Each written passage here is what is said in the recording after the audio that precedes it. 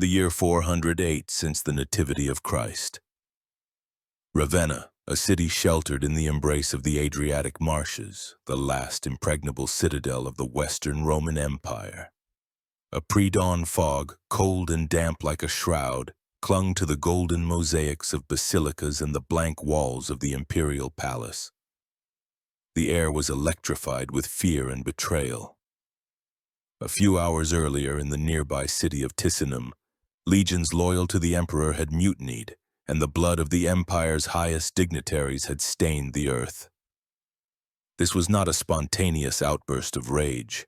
It was a massacre meticulously planned and ruthlessly executed. And now the killers were coming for their main target.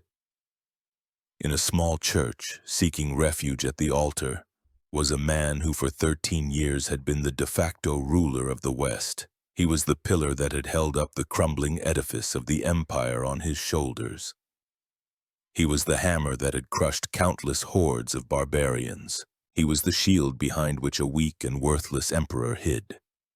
His name was Flavius Stilicho. A half-Vandal by blood, a Roman in spirit, he was the greatest general of his era. But on this fateful August day, neither his fame nor his victories nor his kinship with the imperial family mattered. The soldiers he had once led to victory surrounded the church. The Bishop of Ravenna, citing the sanctity of the place, refused to hand him over. But an imperial official arrived and read out a decree. It was not a death sentence, but merely an order for his arrest. And he, Stilicho, knowing it was a lie, knowing what awaited him, forbade his last loyal comrades to draw their swords. He did not want another drop of Roman blood to be shed in a fratricidal slaughter. He walked out of the church to meet his fate. As soon as he crossed the threshold, a second true decree was read out to him. One for his execution for high treason. He did not flinch. He offered his neck to the executioner's sword with the same stoic calm with which he had faced thousands of enemy spears on the battlefield. How did this man, a foreigner, a barbarian, manage to rise to the very pinnacle of power in the most xenophobic empire in the world? How did he manage for a decade and a half, almost single-handedly, to hold back the onslaught of Germanic tribes that poured into Rome from all sides? And why was he, the savior of Italy, the conqueror of Goths and Vandals, betrayed and killed by the very people he protected? His story is not just the biography of a great general.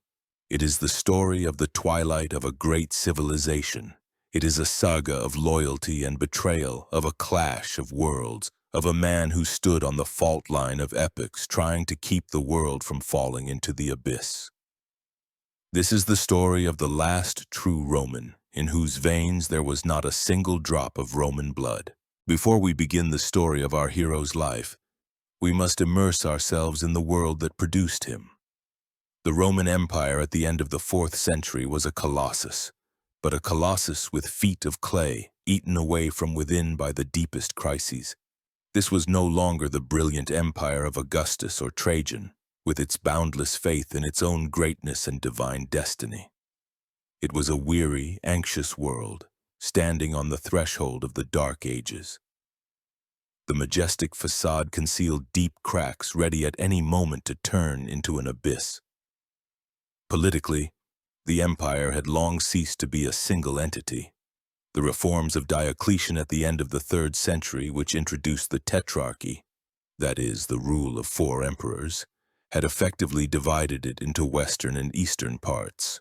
Although formally it was still considered a single state, in practice these were 2 separate worlds with different capitals, namely Rome and Mediolanum in the west and Constantinople in the east, different courts, different economies, and increasingly different interests.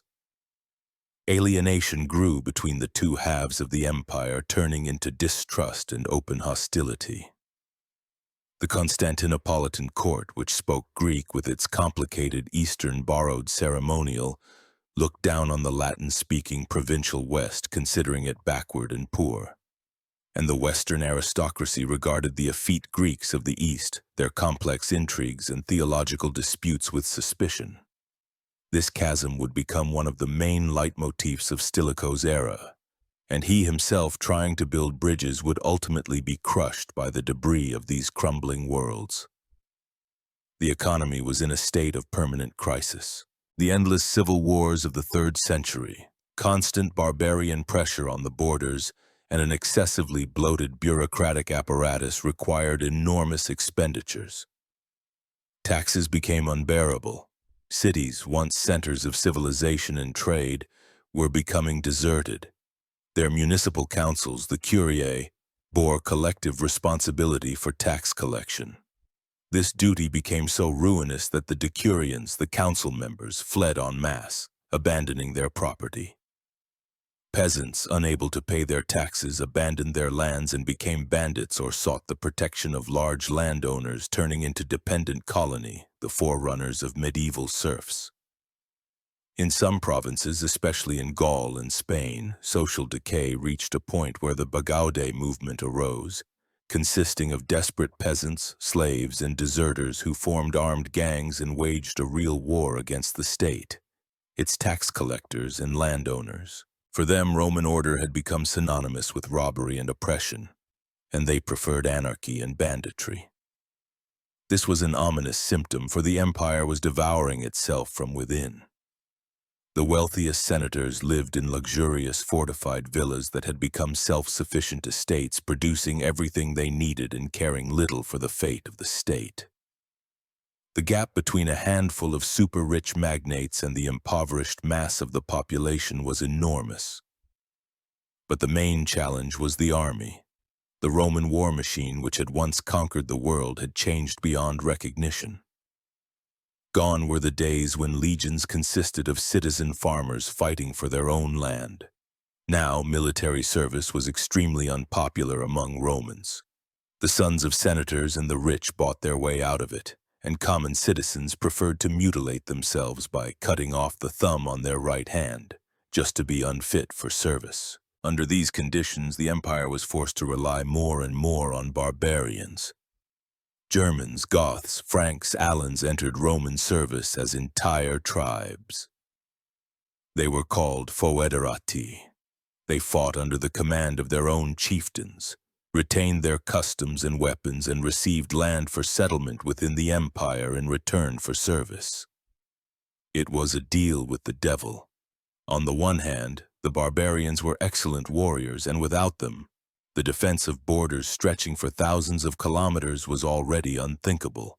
On the other hand, it was the barbarization of the army. The uniform, awe-inspiring image of the legionary in segmental armor with a rectangular shield was a thing of the past.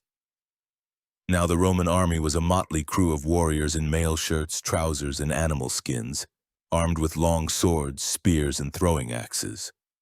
Tactics also changed, with the emphasis shifting from disciplined infantry to heavy shock cavalry. The simple Roman townsman looked with anxiety and disgust at the detachments of long-haired, bearded warriors who spoke a guttural language and were quartered in his city. These men were his protectors, but they remained alien and frightening to him. This created a constant tension, a powder keg ready to explode at any moment. This mixture of dependence and xenophobia would prove fatal for many barbarian commanders in Roman service, and for Stilicho first and foremost. Finally, it was an era of great spiritual changes. Christianity, once a persecuted sect, had become the state religion under Emperor Constantine at the beginning of the 4th century, but it was not unified. The empire was torn by fierce theological disputes, primarily between supporters of the Nicene Creed, that is, Orthodox Catholics, and the Arians, who denied Christ's divinity. Arianism was particularly popular among the Germanic tribes. This religious schism often coincided with political divisions. At the same time, the old paganism, though losing ground, was still strong, especially among the old senatorial aristocracy in Rome, who saw in the ancient gods a symbol of past greatness. It was into this complex, contradictory, conflict-ridden world that a man was to enter the stage of history, destined to become its last great defender. and the starting point of his rise, as of the entire drama of the late 4th century, was one catastrophic event that forever changed the balance of power between Rome and the barbarian world. This event was the Battle of Adrianople. On August 9th, 378, near the city of Adrianople in Thrace, which is today the Turkish city of Edirne, the Roman army, under the command of Emperor Valens himself, met the army of the rebellious Goths. The Goths, fleeing the invasion of the Huns, had been admitted into the empire, but corrupt Roman officials starved them and sold them into slavery, provoking a massive uprising. Valens, overconfident and unwilling to share the glory with his nephew, the Western Emperor Gratian, who was rushing to his aid, threw his legions, exhausted by heat and a long march, into the attack. The result was a total rout. The heavy Gothic cavalry, suddenly returning from foraging, struck the Romans on the flank and rear. 2/3 of the Roman army were annihilated. Thousands of the best soldiers and officers were left lying on the battlefield. Emperor Valens himself perished. According to one version, wounded, he took refuge in a village hut which the Goths surrounded and burned, not knowing who was inside. His body was never found. Adrianople was a shock to Rome, comparable to the defeat at Cannae by Hannibal. It was not just an army that had fallen. The myth of Roman invincibility had fallen. The very idea that the emperor, God's anointed, could be so ingloriously destroyed by savages was unthinkable and undermined the foundations of the world order in the eyes of the Romans. The borders on the Danube were swept away. The Goths freely plundered and ravaged the Balkan provinces. The empire was on the brink of ruin. To save it, a new leader was needed, a man of iron will and outstanding abilities, and such a man was found. His name was Theodosius, and while the great empire was recovering from the Adrianople catastrophe, and the new emperor Theodosius was making titanic efforts to rebuild the army and try to pacify the Goths, a young officer whose origins seemed to forever bar him from the highest offices was beginning his path to the pinnacle of power in the ranks of this army.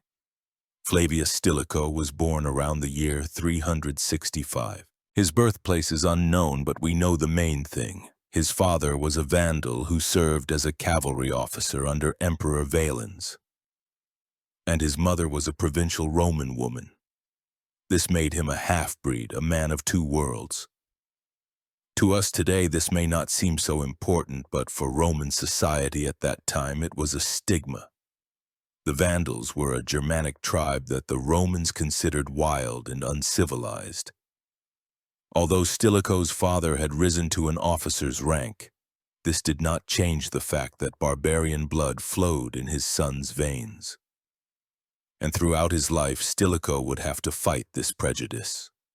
On the one hand, his Germanic origin perhaps helped him better understand the mentality of the barbarian warriors who formed the backbone of his army.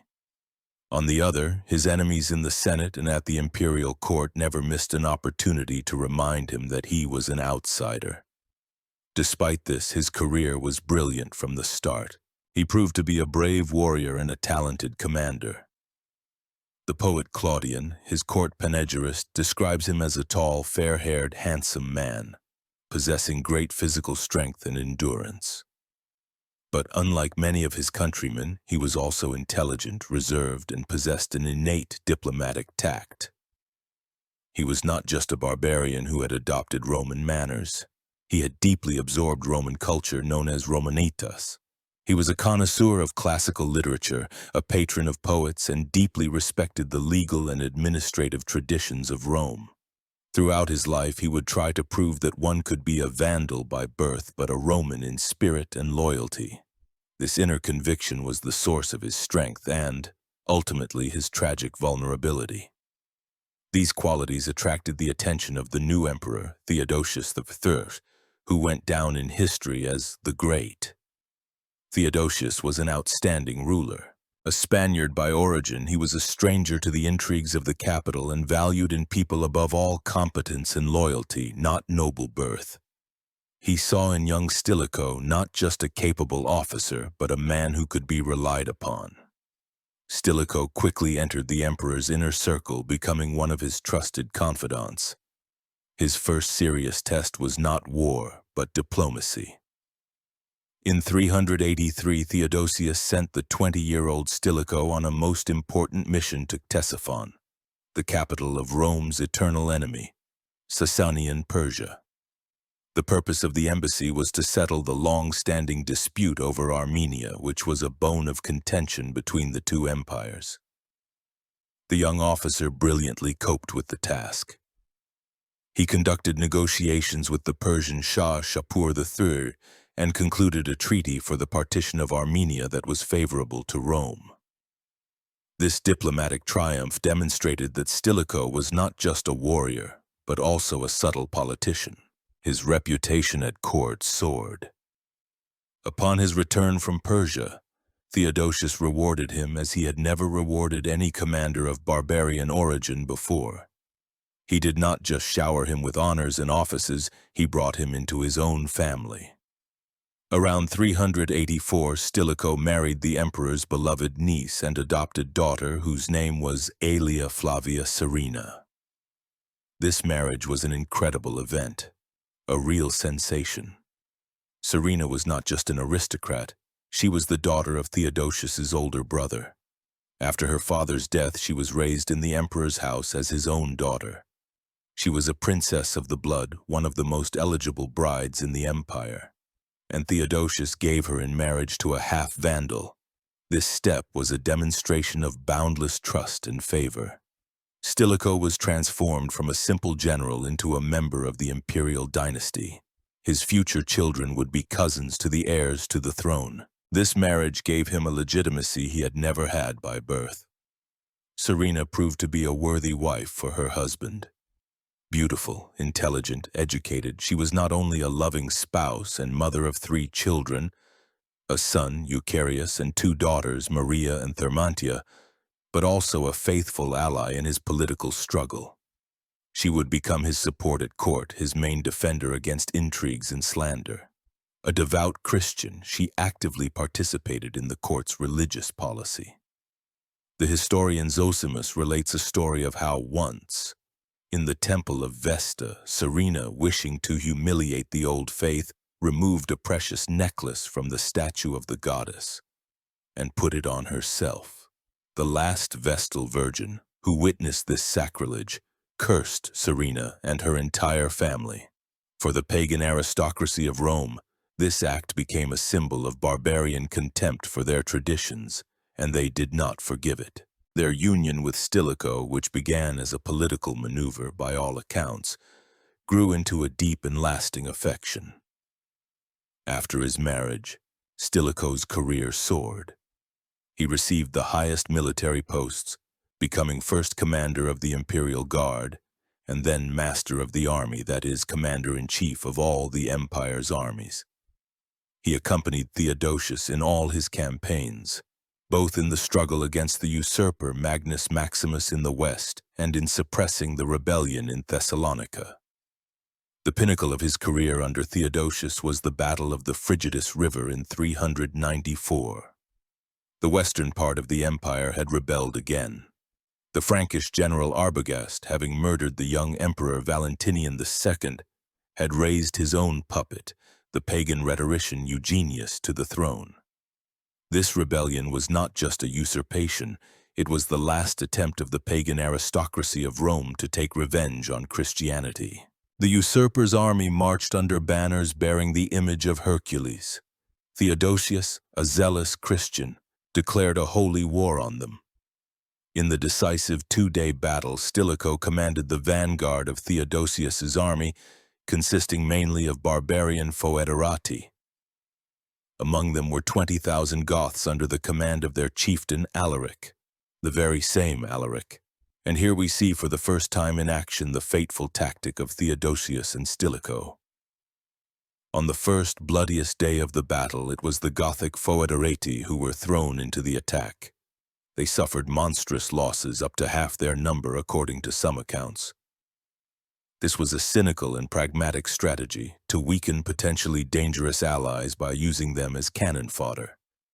Alaric and his Goths did their duty, paying for Theodosius's victory with their blood.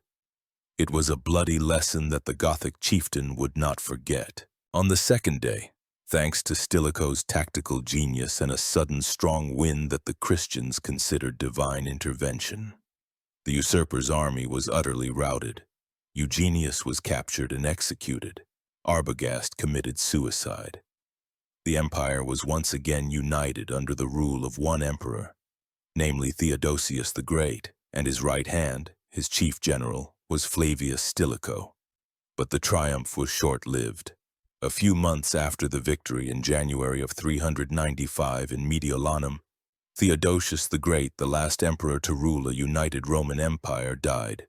On his deathbed, he did something that would determine all of subsequent history and become both the greatest gift and the greatest curse for Stilicho. He appointed him guardian of his two young sons, the 18-year-old Arcadius, who inherited the east, and the 10-year-old Honorius, who inherited the west. Honorius, like his brother Arcadius, was a product of the new doctrine of imperial power. The emperor had ceased to be the first among equals. He had become a sacred, inaccessible figure, a living god on earth, separated from the world by complex rituals and palace walls. From childhood, Honorius was taught that his word was law and his person sacred. He had never seen a real battle, never mingled with common soldiers, never faced the harsh reality of governing provinces. His world was confined to the gilded halls of Ravenna, where the only reality was denunciations, flattery, and court conspiracies. In this hermetic environment, the mighty active figure of Stilicho, his father-in-law, who was constantly on the move, commanding armies and making real decisions, could not but evoke in him a mixture of childish admiration, fear, and latent jealousy. He was a shadow next to this giant, and conspirators like Olympius would brilliantly play on his desire to finally step out of this shadow and become a real emperor, not understanding that in doing so he was sawing off the branch on which he sat. Theodosius's death was a watershed. The will in which he divided the empire between his sons was not just an administrative decision. It became the final, irrevocable split. From this moment, West and East would go their separate ways, and these paths would increasingly diverge, and at the center of this schism from the very first days was the figure of Stilicho. Theodosius, dying, entrusted Stilicho with the care of both his sons. For Stilicho, this meant one thing, that he was the regent of the entire empire, both Western and Eastern. He was the supreme commander-in-chief, to whose authority all should submit. But in Constantinople they did not think so. There was already its own ruler, its own shadow figure who held all the strings of power. His name was Flavius Rufinus. Rufinus was the complete opposite of Stilicho. A Gaul by origin, he had made a dizzying career as a civil official. He was the Praetorian prefect of the East, effectively the second man in the state after the emperor. Unlike the warrior Stilicho, Rufinus was a master of intrigue, a man greedy, cruel, and incredibly ambitious. He hated Stilicho, seeing him as his main rival. He held the young and weak-willed Emperor Arcadius under complete control and had no intention of sharing power with some upstart barbarian. Immediately after Theodosius's death, a cold war began between the two courts of Mediolanum and Constantinople, and a reason for a hot war immediately appeared. The Goths, the very same Goths whom Theodosius had so painstakingly pacified and settled as foederati in the Balkans, rebelled again. After the death of their great patron, they felt free from all oaths. Their new chieftain was Alaric, a man destined to become Stilicho's eternal curse and shadow. Alaric, elected king on a shield by his warriors, was a product of the new era. He was not a savage from the forests of Germany. He had grown up within the empire, served in its army, and fought side by side with the legions. He had seen both Rome's greatness and its weakness. He understood Roman politics, knew the value of gold and official titles. His goal was not a total war of annihilation, but the integration of his people into the imperial structure on favorable terms. He wanted not to destroy Rome, but to become a part of it, to obtain land for the Visigoths, the status of foederati, and, for himself personally, a high military post. His rebellion was not a barbarian raid, but, in essence, armed political blackmail, a method that the Romans themselves had taught him. The army of the Eastern Empire was powerless. All its best units were in Italy, as part of the same combined army with which Theodosius had crushed Eugenius. Rufinus found himself in a trap. He was forced to ask Stilicho for help. For Stilicho, this was a chance not only to defeat Alaric but also to assert his authority over the East. He announced that he was leading the combined army of both empires to the east to return the eastern legions home and to punish the Goths. In the spring of 395, at the head of a huge army, he marched into the Balkans. He caught up with Alaric and his army in Thessaly and surrounded him. Victory seemed near, and at that very moment an order came from Constantinople, from Emperor Arcadius, but in reality from Rufinus, to immediately cease hostilities, to send the eastern legions to Constantinople, and for him to return to Italy with the Western army. It was a direct stab in the back. Rufinus obviously was afraid that Stilicho, having defeated Alaric, would enter Constantinople as a triumphator and strip him of power. He preferred to negotiate with the Goths, just to prevent his rival from gaining strength. Stilicho was faced with a most difficult choice.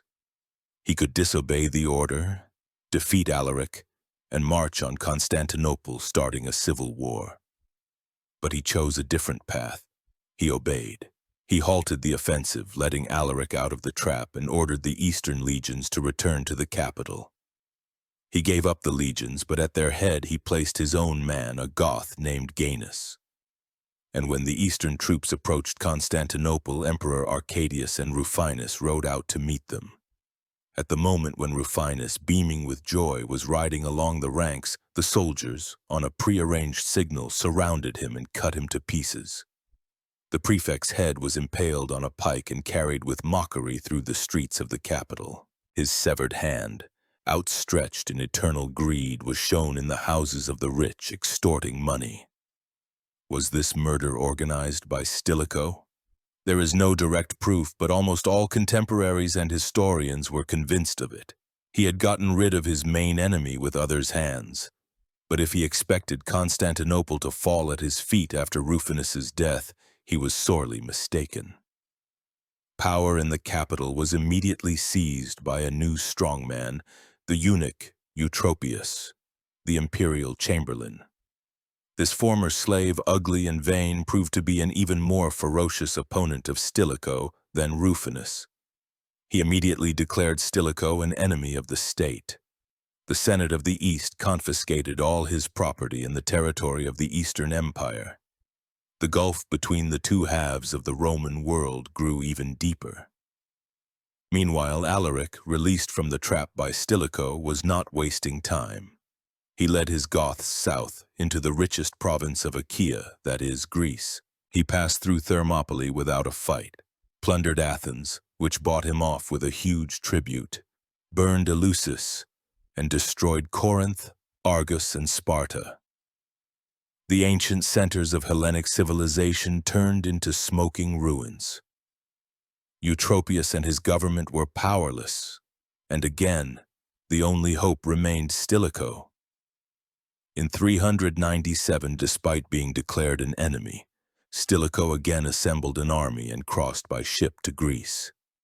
He landed in the Peloponnese and again, as 2 years before, trapped Alaric, this time in the mountains of Pholo. And again the inexplicable happened. At the moment when the Goths, suffering from hunger and thirst, were ready to surrender, Stilicho again allowed Alaric to escape. The Gothic chieftain and his army broke out of the encirclement, crossed the Gulf of Corinth, and escaped to Epirus. This second incident aroused even more suspicion. Stilicho's enemies in Rome and Constantinople cried out in one voice of treason. He, the Vandal, was deliberately sparing the Goth Alaric. They were barbarians, they were in collusion. The Constantinopolitan court hastened to legitimize its defeat. Eutropius made peace with Alaric, gave him the title of Master of the Army in Illyricum, and effectively set him against the Western Empire, as the disputed province of Illyricum was a bone of contention between the two courts. The divided inheritance of Theodosius had turned into open enmity, and the Gothic chieftain Alaric became the main instrument in this fratricidal struggle. Stilicho had won 2 campaigns but had lost the political war, and the shadow of suspicion of treason would henceforth follow him to the very end. While Stilicho was waging his ambiguous campaigns against Alaric in the Balkans, a new, no less serious threat was brewing on the southern flank of the empire. Its source was Africa, specifically the Roman province covering the territories of modern Tunisia and northern Algeria. This province was vital for Rome in Italy. It was the main breadbasket, the primary supplier of grain that fed the multi-thousand population of the Eternal City. Control over African grain was control over Rome itself. Anyone who could cut off this flow held a dagger to the capital's throat, and such a man was found. His name was Gildo. He was a Moor by origin, the son of a local chieftain who had entered Roman service. For his merits, he was appointed Count of Africa, that is, the military governor of the province. Gildo was a powerful, rich, and ambitious man. After Theodosius's death and the division of the empire, he, like many others, decided to play on the contradictions between the two courts. In 397, incited from Constantinople by the eunuch Eutropius, Gildo rebelled. He did not proclaim himself emperor. He did something more cunning. He announced that from now on, the province of Africa was transferring its allegiance from the Western Emperor Honorius to the Eastern Emperor Arcadius. And most importantly, he stopped the grain shipments to Rome. It was a catastrophe. Famine immediately began in Rome. Starving crowds took to the streets, demanding bread and Stilicho's head, whom, as always, they blamed for all their woes. The situation was critical. A military expedition to Africa was risky. Stilicho did not have enough troops to send overseas, as the best legions were needed to defend Italy from Alaric. Moreover, a naval operation in winter was extremely dangerous, but there was no time to delay. And Stilicho made an extraordinary decision. Instead of sending a large army to Africa, he bet on an internal conflict in Gildo's own family. The rebellious count had a brother named Massazel, with whom he was in a mortal feud. Gildo had killed 2 of Massazel's sons. Massazel, to save his own life, had fled Africa and found refuge at Honorius's court in Mediolanum. Stilicho decided to use his thirst for revenge. He placed Massazel at the head of a small expeditionary force. It was a gamble, as the army consisted of only a few thousand Gallic veterans. But Stilicho counted on the name of the emperor's legitimate representative and the local population's hatred of Gildo's tyranny to do their work. The Roman Senate, seized with panic, meanwhile declared Gildo an enemy of the state. To encourage the Romans, Stilicho organized emergency grain shipments from Gaul and Spain. These were temporary measures, but they managed to quell the wave of food riots. In the spring of 398, Massazel's fleet set sail for Africa, and Stilicho's calculation proved completely correct. Gildo led a huge 70,000-strong army, consisting of Moors and Roman provincials, to meet him. But this army was unreliable. As the historian Orosius tells it, when Massazel rode up to an enemy standard-bearer and struck his arm, forcing him to lower the standard, the entire army took it as a sign to surrender. Gildo's army dispersed with almost no fight. He himself tried to escape by ship but was cast ashore and, to avoid capture, committed suicide. The victory was complete and almost bloodless. Grain shipments to Rome were immediately resumed. Stilicho had saved Italy again. But the story had a tragic sequel. Massazel, the victor over Gildo, was returning to Italy in triumph. However, his popularity and possible ambition aroused Stilicho's suspicion. While crossing a bridge, Massazel accidentally fell into the river and drowned. Almost all contemporaries were convinced that this fall had been arranged by Stilicho, who, as was his custom, did not tolerate potential rivals. The pacification of Africa strengthened Stilicho's power in the West. He was again the savior of Rome. To further consolidate his position, he arranged the marriage of his eldest daughter, Maria, to the 14-year-old Emperor Honorius. The wedding took place in 398. Now Stilicho was not just regent and guardian, he was the emperor's father-in-law. His power seemed to have reached its zenith. He was master of both armies, father-in-law of the emperor, and his descendants were part of the ruling dynasty. In Constantinople at the same time, his enemy, the eunuch Eutropius, was overthrown and executed as a result of intrigues by Gaius and Empress Eudoxia. It seemed that all enemies were defeated and Stilicho's position was unassailable. But this was the calm before a new, even more terrible storm. Because Alaric, having concluded his forced peace with the East, now turned his gaze upon a defenseless and wealthy Italy. In the autumn of 401, Alaric and his Visigoths, pushed either by Constantinople's intrigues or by their own hunger and thirst for plunder, moved west from the Balkans. Their target was Italy. For the first time since Hannibal, an enemy army was crossing the snow-covered passes of the Julian Alps, descending upon the fertile plains of northern Italy. For the inhabitants of Italy, it was a shock. They had grown unaccustomed to war on their own territory. For centuries, the legions had fought on distant frontiers, on the Rhine, on the Danube, in Persia, and now war had come to their home. The cities of northern Italy were poorly fortified.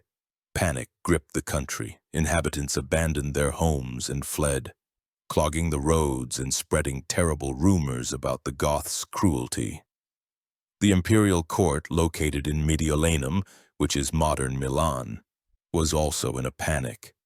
Honorius himself, a cowardly and effete youth, thought only of fleeing to the safety of Gaul. At this critical moment, all hope rested on one man, Stilicho, but he, ironically, was far away. He was in Raetia and Noricum, corresponding to modern Switzerland and Austria, where he was repelling raids by other barbarian tribes, the Vandals and Alans.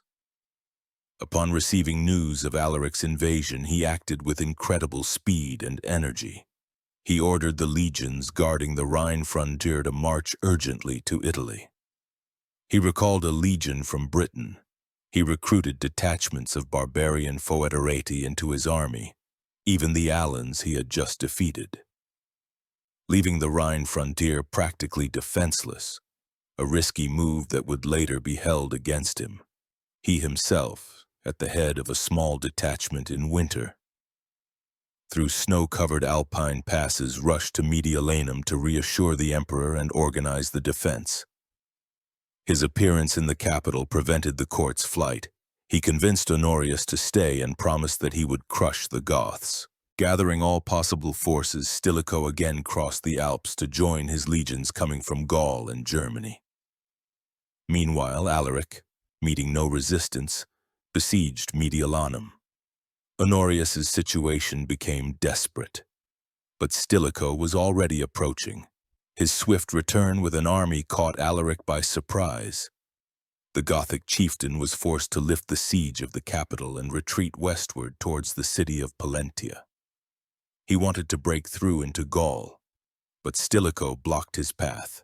On Easter Day, April 6, 402, a decisive battle took place at the walls of Pollentia. Stilicho, knowing that the Arian Goths would be celebrating the great Christian festival, decided to attack them on that very day. The attack was sudden. The Roman cavalry, under the command of the Alan barbarian Saul, overthrew the Gothic cavalry. Saul himself, fighting in the front ranks, was killed. But his charge decided the issue. The Gothic camp was captured. In Roman hands fell all the booty plundered by the Goths in Greece and Italy, and most importantly, Alaric's own wife and children. However, the Gothic infantry under Alaric's personal command was not broken.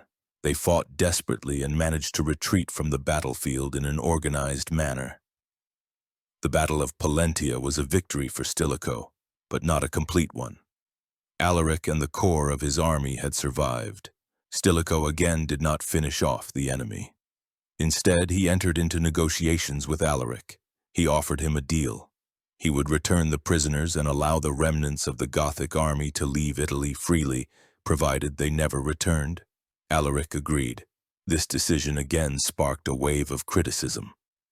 Why did he let him go? Why not destroy him once and for all? Stilicho's panegyrist, the poet Claudian, explained it as his patron's humanity and mercy. His enemies whispered of treason. The most likely explanation, as always, lies in pragmatism. Stilicho's army had also suffered heavy losses. He was not sure of a complete victory, and most importantly, he still saw in Alaric and his Goths a valuable military resource that he hoped to use for his own purposes in the future. But Alaric did not keep his word. Retreating from Italy, he suddenly captured the city of Verona. He had broken the treaty. Stilicho, enraged by this betrayal, attacked him again. At the Battle of Verona, the Goths suffered an even more crushing defeat. This time, Stilicho trapped them in the mountains, cutting off all routes of retreat. And again, at the very last moment, he allowed Alaric to escape, this time with only a handful of bodyguards. The invasion was repelled. Italy was saved. Stilicho returned to Rome a triumphator. In 404, a grand triumph was held in the Eternal City to celebrate the victories over the Goths, the last triumph ancient Rome would ever see. It was a majestic but at the same time melancholic spectacle. Stilicho and Honorius rode in a gilded chariot along the sacred way to the capital, past the temples and forums that had witnessed hundreds of similar triumphs over conquered people. The crowd cheered, but a sense of an era's end hung in the air. Everyone understood that this victory had not brought back the old times. It was only a temporary success, a desperate attempt to pretend that the Eternal City was still all-powerful, while its borders were cracking at the seams. One of the consequences of Alaric's invasion was the relocation of the Western Empire's capital. Mediolanum had shown its vulnerability. The new capital became Ravenna, a city surrounded by impassable marshes and with direct access to the sea, which allowed for escape to Constantinople in case of danger. This relocation was symbolic.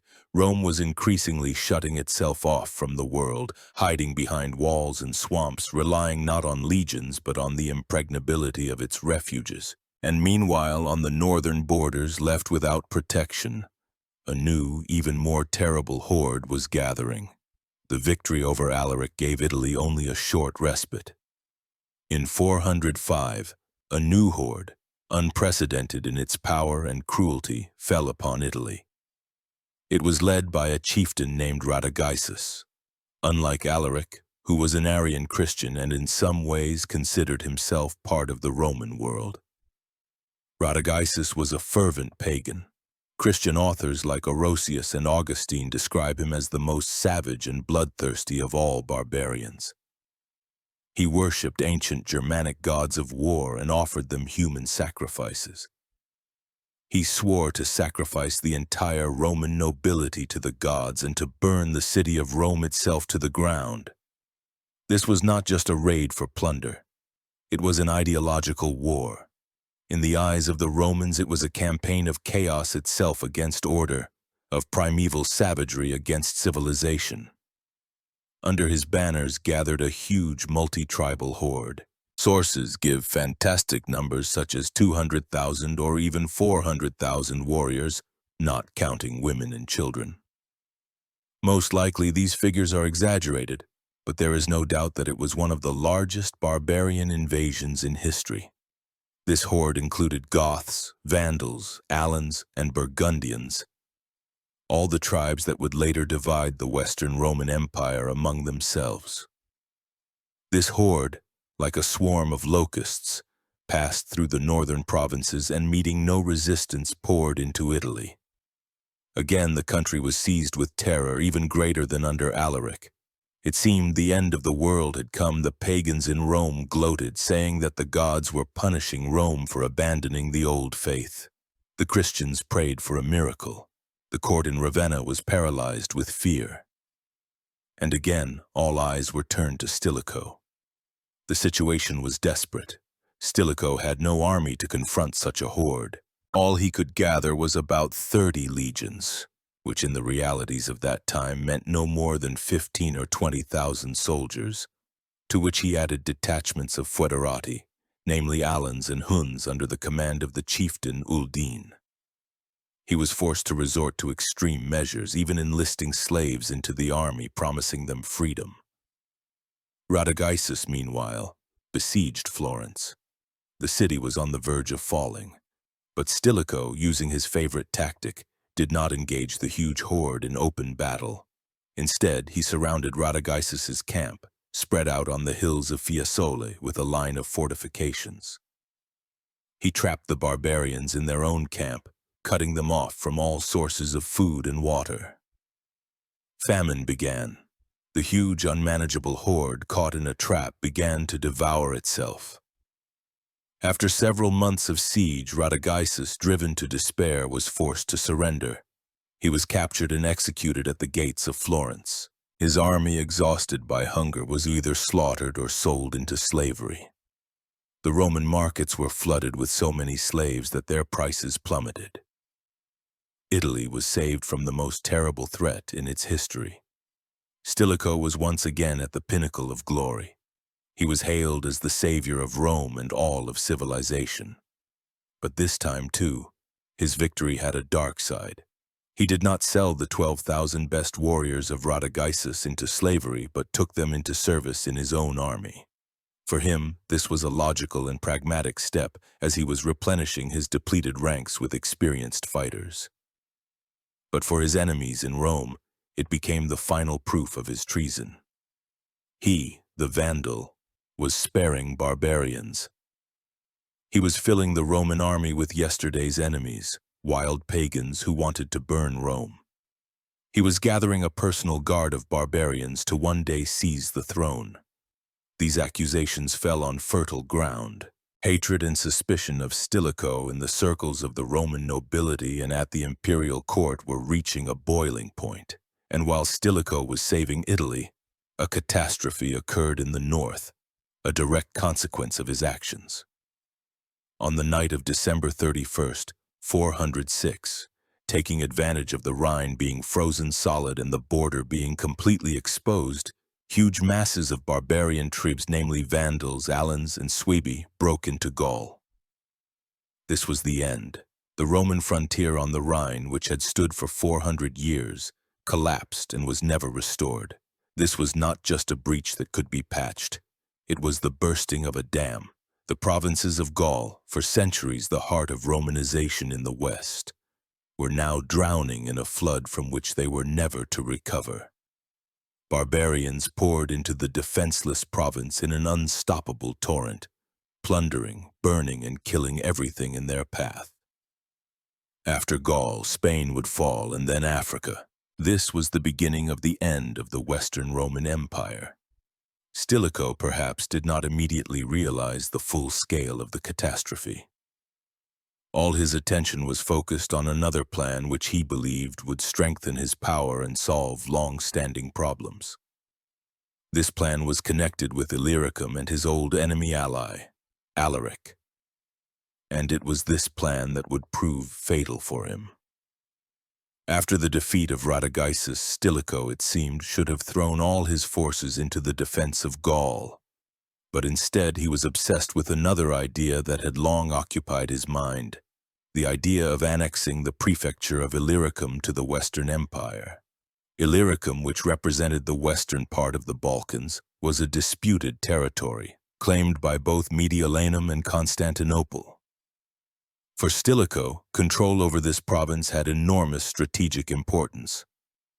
Firstly, it was an inexhaustible source of the best recruits for the Roman army. Secondly, it would create a buffer zone between Italy and the Eastern Empire.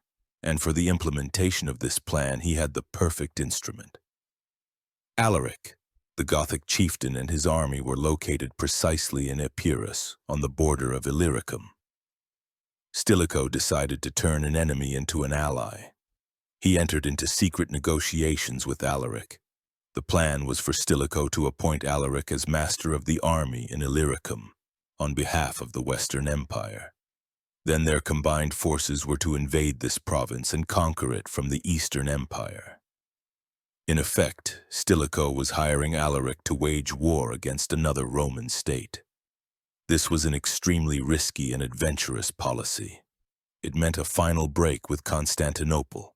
In 407, Stilicho forced the Roman Senate to approve his plans.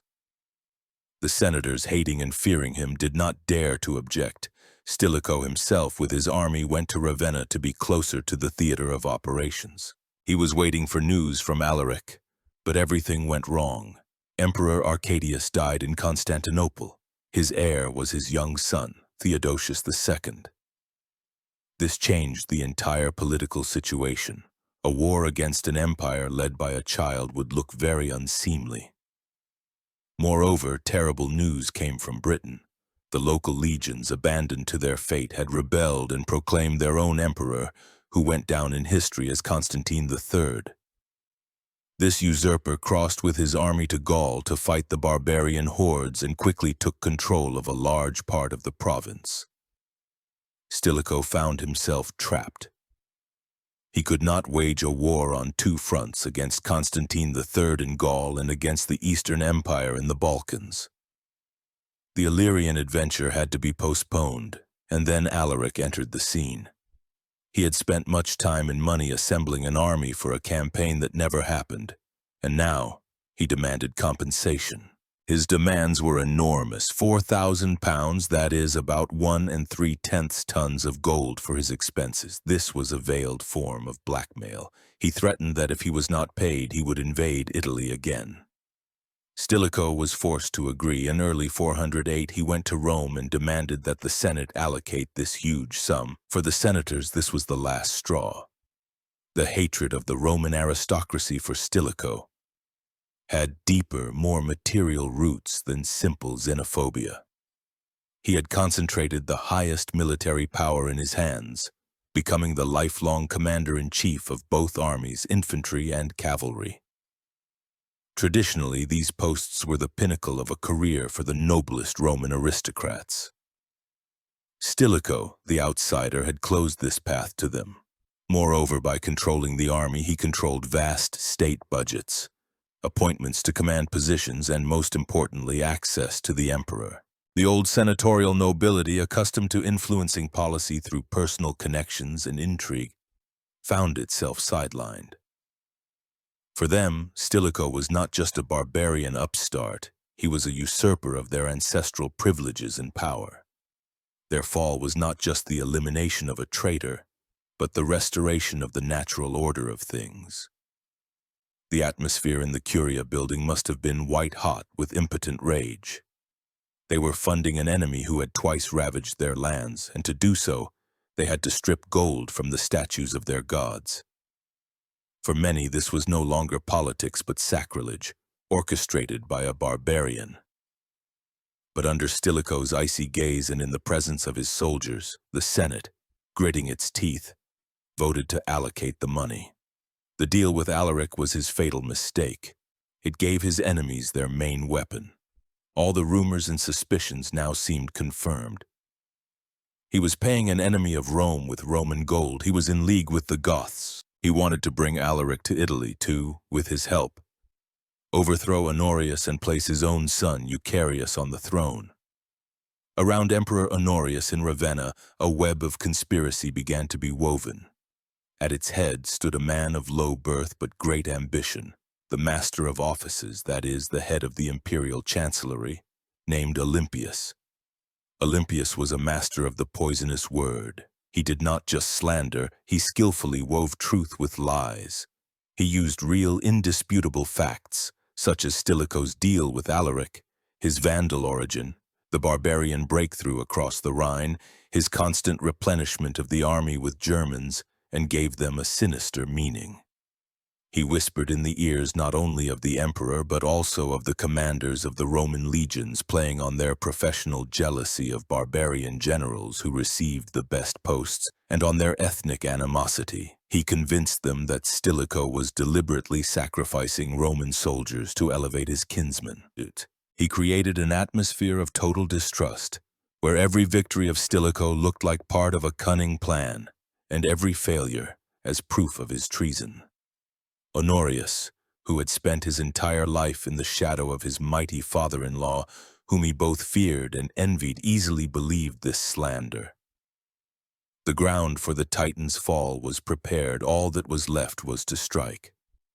And a convenient opportunity presented itself in the summer of 408, when the army assembled for the campaign in Gaul was encamped in the city of Ticinum, which is modern Pavia. In the summer of 408, Emperor Honorius, accompanied by Olympius, met at the military camp in Ticinum to address the troops before their dispatch to Gaul. Stilicho was not with him. He had remained in Bologna dealing with other matters, or perhaps he had been deliberately removed from the army. It was here in Ticinum that the conspirators struck, on August 13th, after a formal speech by the emperor from a high tribunal. When the dignitaries and commanders had gathered at its foot, Olympius gave a prearranged signal, and the slaughter began. The soldiers, mostly of Roman origin and long grumbling about the dominance of barbarians in the army, rushed at the unsuspecting officials and officers. This was not a chaotic brawl, but a targeted liquidation. Among the first to fall were the praetorian prefects of Gaul and Italy. The master of horse and the master of the army were killed. It was a systematic decapitation of the state apparatus and military command, loyal to Stilicho. The city was plundered. Honorius himself, terrified by the scale of the carnage he had sanctioned, hid in the palace.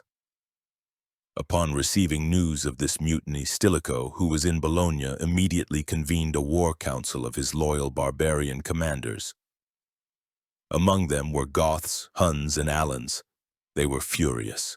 They demanded an immediate march on Ticinum to punish the mutineers and save the emperor, whom they thought was being held hostage. And here Stilicho made his last, most controversial, and perhaps most noble decision. He forbade them to go. He still believed in legality, in the very idea of the Roman Empire.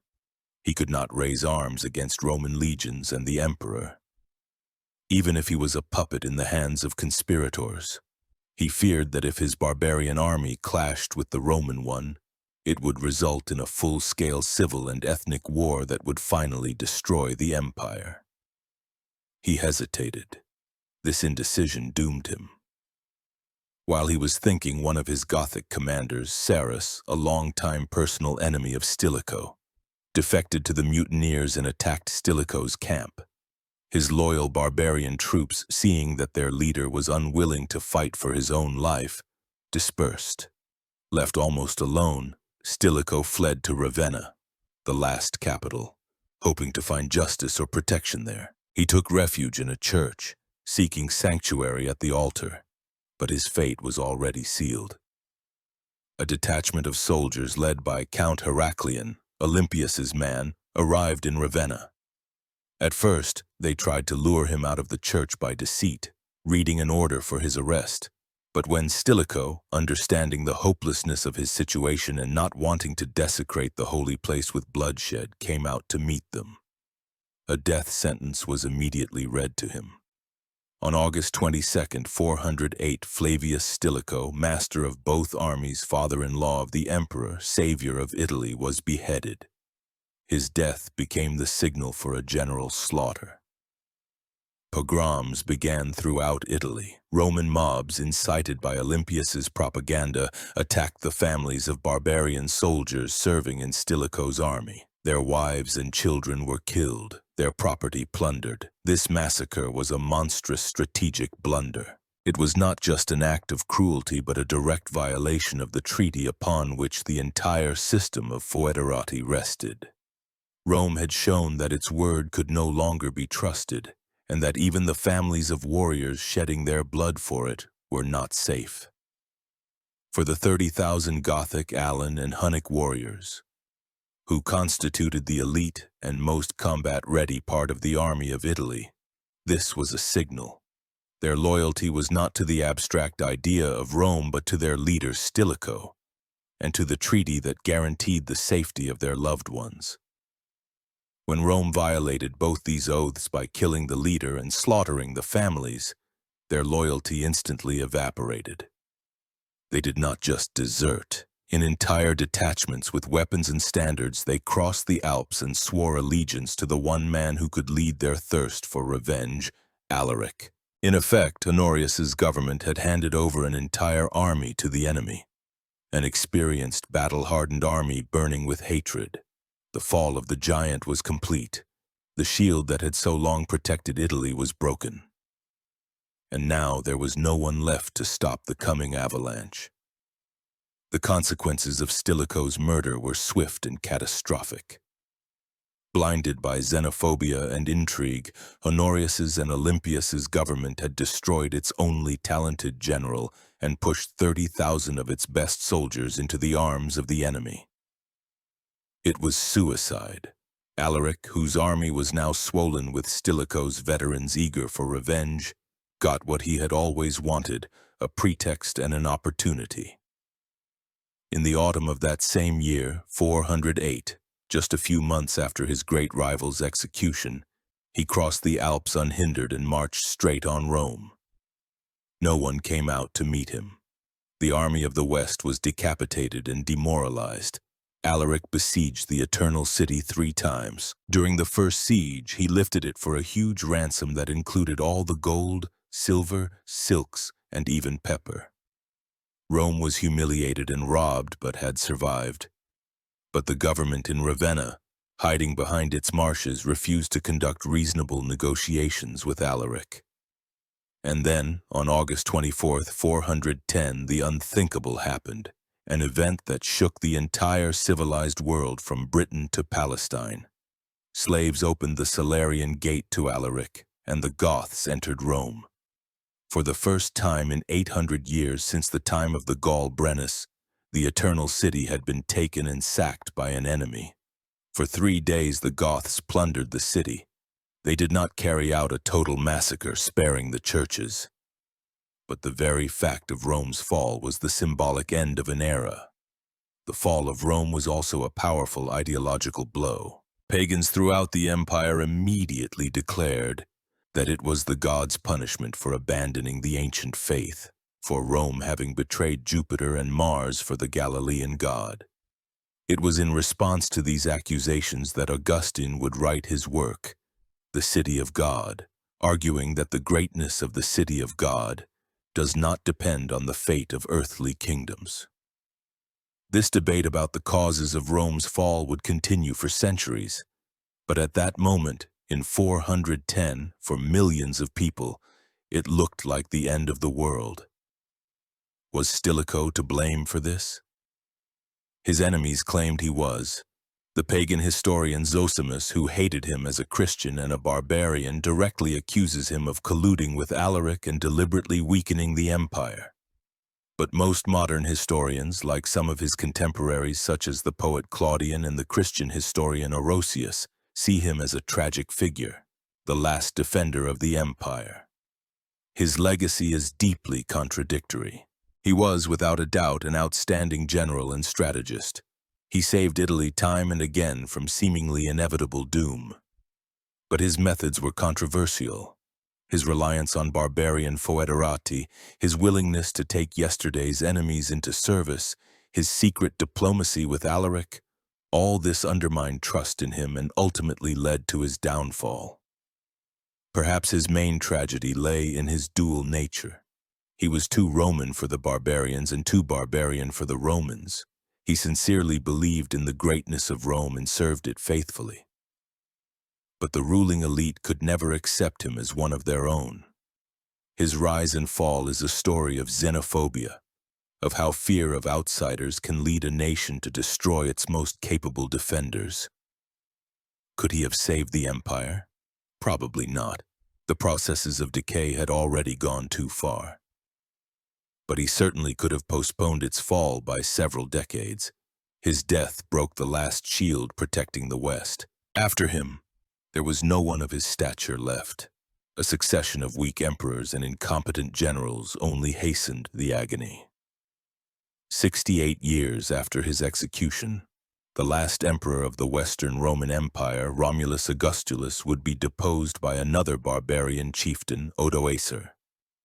The great empire would cease to exist. The story of Stilicho is an eternal reminder of how fragile civilizations are, how easily they can fall victim to their own prejudices and internal strife.